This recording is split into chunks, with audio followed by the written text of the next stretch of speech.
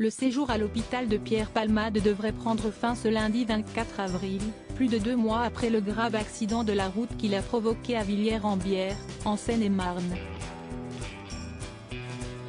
Transporté aux urgences avec les 3 autres victimes juste après le drame, l'humoriste de 55 ans a été testé positif à la cocaïne et aux médicaments de substitution.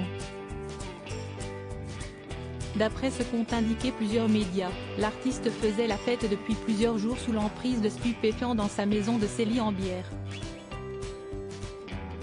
Ses addictions aux substances illicites étant bien connues dans le milieu du show business, plusieurs de ses amis, tels que Michel Larocque et Muriel Robin, ont essayé de le raisonner.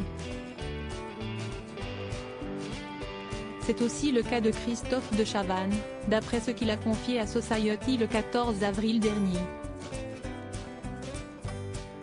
J'ai parlé à Pierre Palmade aussi, un soir, il y a très longtemps, au bain, a commencé l'animateur du nouveau talk show de France 2, Quelle époque ? En faisant référence à la célèbre boîte de nuit parisienne Les Bains Douches, située dans le 3e arrondissement de la capitale.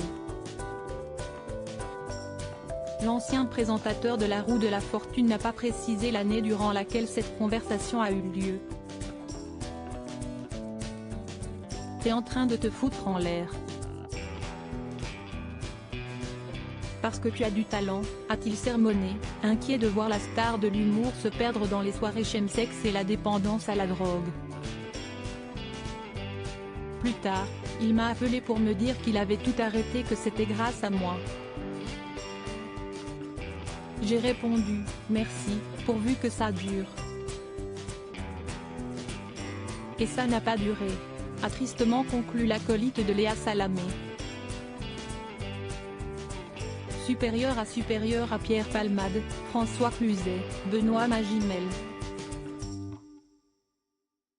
Les stars sans tabou sur leurs addictions. Tu as vu ta tête, Pierre ? Très proche de Pierre Palmade, Muriel Robin s'était un jour fortement emportée contre la toxicomanie de son ami. L'humoriste avait lui-même raconté l'anecdote dans son autobiographie publiée en 2019, intitulée « Dites à mon père que je suis célèbre ». À cette époque, les deux artistes connus pour leur spectacle Ils se sont aimés en 2001 et Ils se re-aiment en 2012, travaillaient ensemble sur de nouveaux sketchs.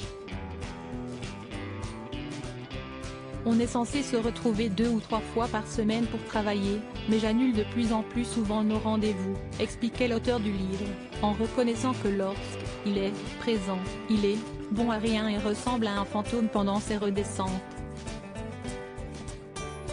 Tu as vu ta tête, Pierre ? Tu m'emmerdes, tu ne peux pas aligner un mot devant l'autre, tu t'affales sur le canapé, tout juste si tu ne te mets pas à roupiller.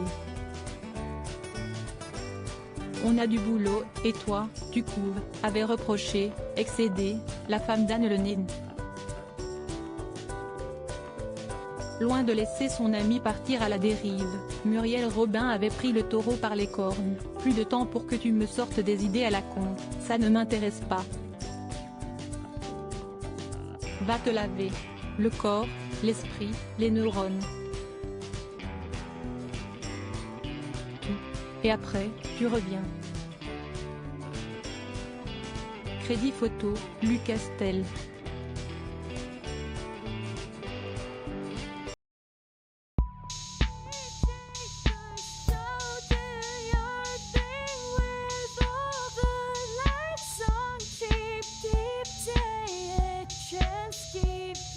Yeah.